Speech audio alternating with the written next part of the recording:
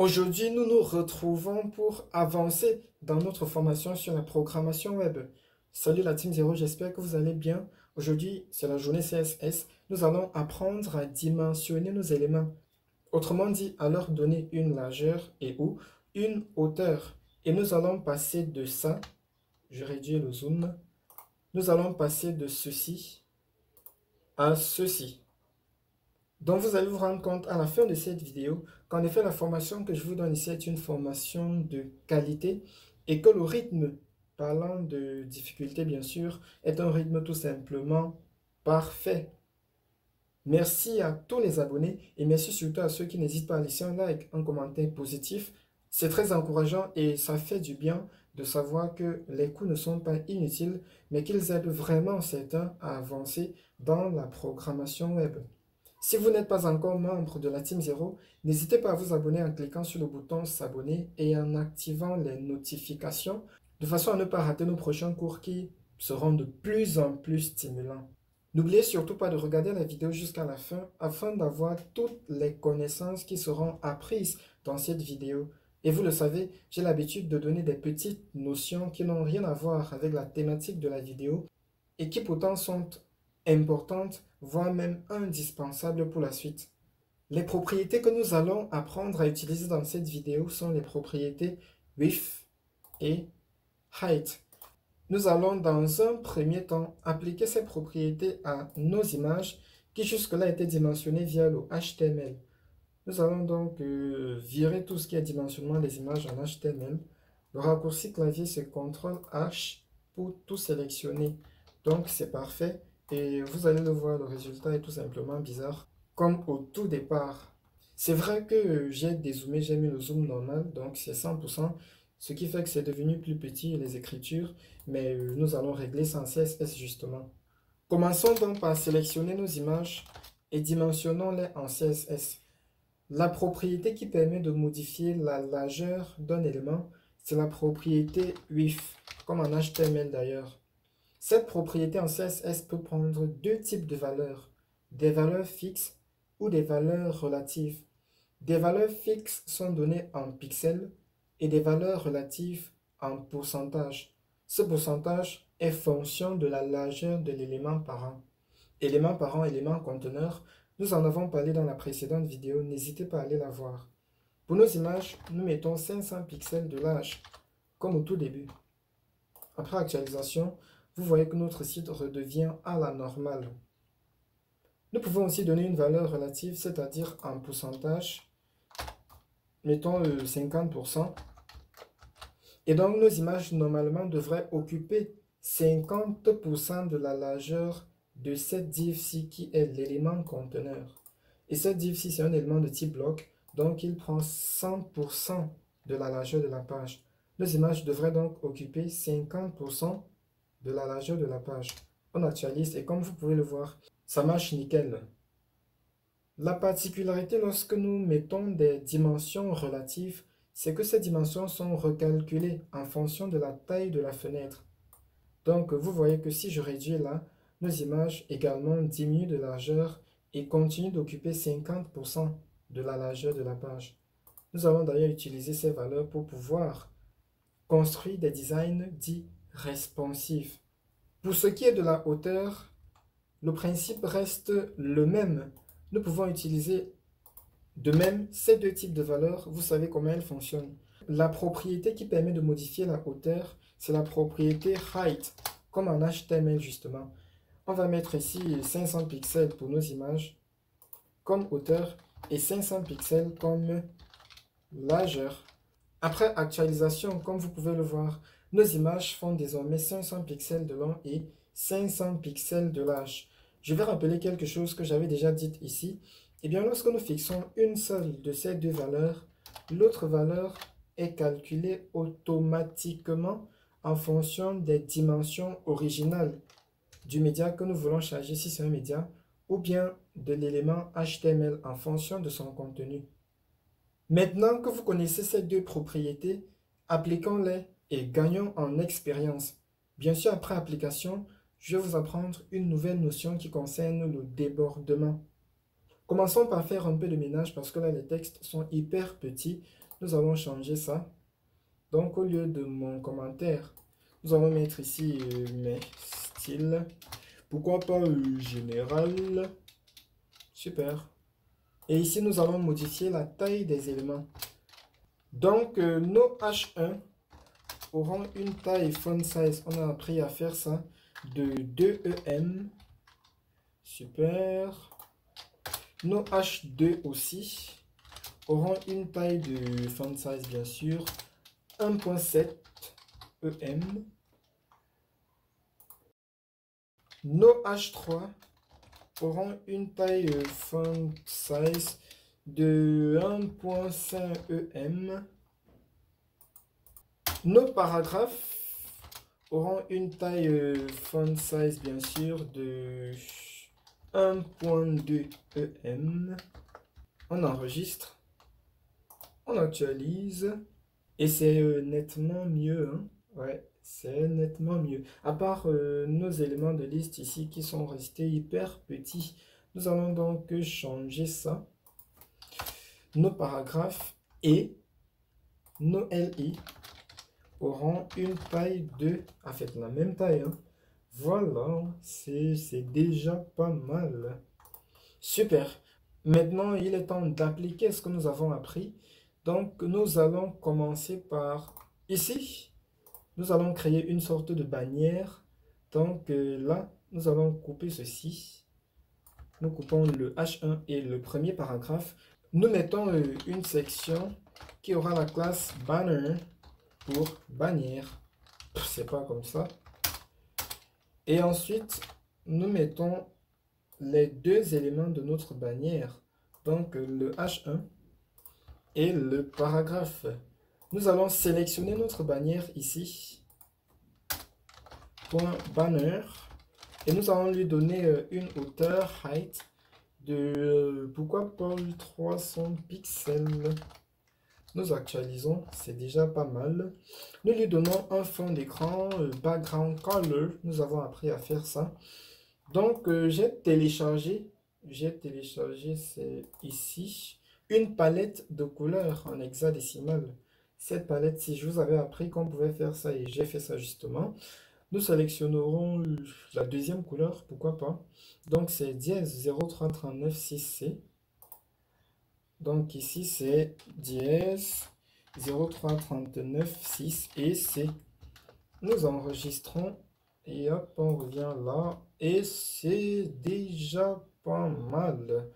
C'est pas mal. Nous allons faire quelques petites modifications. La couleur du texte, nous allons changer ça. Et hop. Et bien, dans notre bannière, le texte sera white, blanc.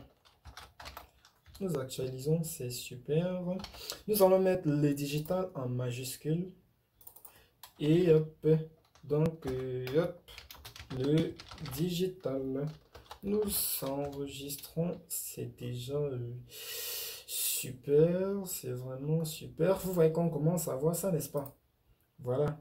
Donc, il reste une chose, c'est la police. Je trouve cette police pas très nette avec tout ceci. On va donc changer la police. La police, nous l'avions mise ici. Nous allons changer ceci en pourquoi pas système UI. C'est en majuscule, hein. Je vais mettre en minuscule. Système UI, app UI. On enregistre, on actualise et c'est déjà hyper intéressant, comme vous pouvez le voir. Vous voyez, nous venons de réutiliser la notion que nous avons déjà apprise. Et donc, votre patience n'a pas été vaine. Continuez de suivre les vidéos dans l'autre et je peux vous assurer que à la fin, vous serez des grands développeurs car la formation ici, je vous l'ai dit, c'est une formation de qualité. Faisons la même chose avec notre footer. Donnons-lui une hauteur et un fond d'écran. Donc, voici notre footer. Nous lui donnons une hauteur height de 150 pixels, pourquoi pas. Nous enregistrons. C'est déjà ça. Donc ici, il nous reste à centrer le texte de notre footer. Il y a une propriété CSS qui permet de faire cela, la propriété line height. Line height pour la hauteur de la ligne. Eh bien, lorsque nous avons un élément qui contient du texte et que nous voulons centrer ce texte sur la verticale, il nous suffit de définir la hauteur de la ligne sur la même hauteur que l'élément en question. Donc ici, notre footer fait 150 pixels de haut et notre ligne vaudra donc aussi 150 pixels de haut. De cette façon, puisque nous n'avons qu'un seul texte ici, dans notre footer, il sera centré verticalement. D'ailleurs, j'actualise pour que vous voyez et pour que vous voyez bien. On va mettre à notre footer un background color. On va lui donner la même couleur que la bannière. C'est où déjà? C'est là. Super. Donc, à notre footer, nous avons la même couleur que pour la bannière. Est-ce que ce n'est pas génial ça? Bien sûr, il reste le problème de la couleur du texte à corriger. Donc, pour notre footer, le texte aura une couleur blanche. Super. Si vous me dites que vous ne vous amusez pas, eh bien, je vous prendrai pour des menteurs. Il nous reste une chose ici. Nous allons utiliser le dimensionnement pour travailler cette partie-ci, la partie nos services. Commençons dans le code HTML par faire un peu de ménage. Donc, la section services doit contenir uniquement les services. Nous allons donc mettre son titre ici, tout en haut, pour qu'il introduise la section. D'ailleurs, cette classe test ne nous sert à rien du tout. Ok. Donc, nous allons gagner en expérience pour ce qui est de l'utilisation de la propriété width et aussi, bien sûr, height avec des valeurs relatives. Ici, par exemple, nous allons annuler les dimensionnements que nous avons donnés à nos images. Et hop, on enregistre. Tout redevient bizarre, presque. Donc là, vous voyez que tous nos services sont dans une classe qui est IB. On avait mis ça pour inline block. On va changer tout ça en service.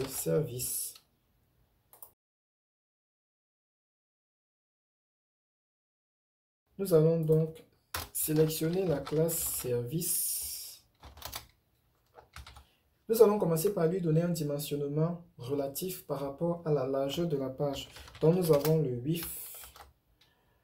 Le conteneur de ces éléments, donc de cet élément, tout ce qui est service, c'est cette section. Par défaut, une section, c'est une balise de type bloc. Cette balise prend donc toute la largeur de la page. Sachant que la largeur de la page fait 100%. Ici, donc, nous allons dimensionner nos éléments de façon à ce que les trois tiennent sur 100%. Nous allons faire un peu de maths. Donc, je mets la calculatrice là à côté. Ici, donc, si nous divisons ici les 100% par 3 éléments, ça nous donne 33,3333 et tout le reste pour la largeur d'un élément, en fait, d'un service. Donc, nous mettons 33,3333% pour ici et hop, la largeur d'un élément. Bien sûr, ça ne s'applique pas parce que nos éléments sont censés être en display parce que vous savez, ce sont les diffs et c'est en bloc par défaut. Nous allons mettre le display inline block que nous avons appris à utiliser récemment. Et hop, c'est déjà pas mal. Mais il y a un autre problème, c'est la taille des images. Vous voyez bien que nos éléments, donc hop, je vous montre. Ici, nos divs sont en inline block. Cependant, les images qui sont à l'intérieur dépassent complètement la dimension de l'inline block qui ici est 33% de la page. Comment donc gérer ce débordement? En utilisant la propriété CSS Overflow. Donc là, nous avons la propriété Overflow qui permet de déterminer le comportement lorsque le contenu déborde le conteneur. Les trois valeurs généralement les plus utilisées sont hidden ici, scroll et visible. Donc hidden, la valeur hidden va cacher le contenu qui déborde. On actualise et comme vous pouvez le voir justement, le contenu qui déborde est caché, tout simplement. Il y a aussi une valeur, c'est la valeur scroll. Avec cette valeur, le navigateur va mettre une barre de défilement pour pouvoir voir le contenu qui a débordé. C'est justement ce que vous voyez ici. Et hop, et hop, et hop. Donc, lorsque nous dimensionnons nos éléments, tenons bien compte de, ici, là, le contenu de l'élément. Si le contenu est plus grand que les dimensions que nous donnons, eh bien, le contenu va tout simplement déborder. À moins que nous ne gérions cela avec la propriété CSS Overflow ou à moins que nous n'utilisions le dimensionnement relatif. Donc, notre conteneur ici pour nos images, là, voici nos images. Elles sont dans la div service. Notre conteneur, c'est dans la div service. C'est les div service que nous sélectionnons avec service. Pour nos images dans IMG, nous allons leur donner une dimension relative. Cette dimension sera donc appliquée en fonction de la largeur, en fonction des dimensions de la div conteneur qui est sélectionnée avec la classe service. Donc, nous donnons un width de 100% pour dire que nous voulons que nos images occupent toute la largeur disponible dans leur parent, sachant que le parent, lui, occupe 33% de la largeur de la page. On actualise et comme vous pouvez le voir, c'est tout simplement nickel. Nous pouvons bien sûr venir ici et diminuer un tout petit peu, 32% si nous voulons. Et vous voyez que tout se positionne maintenant parfaitement. Donc vous voyez ici, je peux venir là, je réduis et nos images conservent leur proportion de 32% de la largeur de la page. Bien sûr, ce n'est pas encore centré, c'est pour ça que l'espace ici est plus vaste que l'espace qui est à gauche. Mais dans le prochain cours, lorsque nous allons parler des marges, nous allons apprendre à utiliser les marges pour centrer ceci. Voici 3 choses que vous ne devez pas oublier. Lorsque nous utilisons le dimensionnement relatif, ceci est fonction de l'élément conteneur le plus proche, donc le parent le plus proche. Vous ne pouvez pas dimensionner les éléments de type inline parce que justement ces éléments sont censés occuper rien que l'espace dont ils ont besoin pour leur contenu. Si vous ajoutez des bordures aux éléments que vous avez dimensionnés, eh bien ces bordures vont venir s'ajouter aux dimensions que vous avez mises. Tenez compte de ce fait afin d'éviter les débordements inattendus. Dans la prochaine vidéo, nous allons apprendre des notions qui vont nous permettre d'espacer un peu ici, de centrer ce contenu-ci, ou plutôt de le mettre ici en bas, de centrer ces 3 éléments. J'espère que les choses apprises dans cette vidéo vous ont été vraiment utiles, que vous vous êtes régalé et que vous vous rapprochez de plus en plus de votre objectif. N'hésitez pas à laisser un like ou un commentaire encourageant. N'hésitez pas à vous abonner et à activer les notifications afin de ne pas passer à côté des choses extraordinaires que nous allons apprendre très prochainement. Je vous dis à très bientôt pour la suite de notre formation sur le développement web.